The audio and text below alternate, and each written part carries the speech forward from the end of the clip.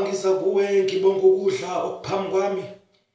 Ngiqale ngerice Nkosi, ngibonga onomvula emasimini. Abathatha imbewu bayifaka enhlabathini. Betshala Nkosi. Bonge lawo mabhakede abawathwala ngoba kunesomiso eSouth Africa. Bechelela ukuze isitshalo sokhula.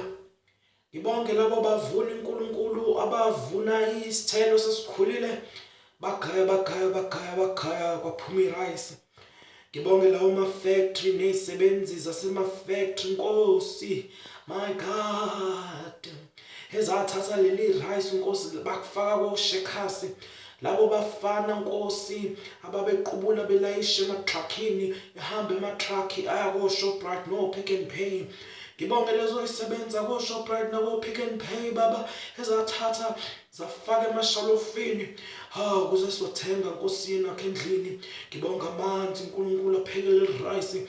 Ngibonga uEscort nogesi ne-load shedding. Nosodo ongene ericini. Nkosi ngibonge nezandla eziliphekile le rice zaliqwenga zaliphaka my God. Sengiqedile ngerice Nkosi ngene enkukhwini. Nkosi ngibonga lezo inkukhu, isikhukhukazi baba kanye neqhuthe abenza uqhansi Nkosi.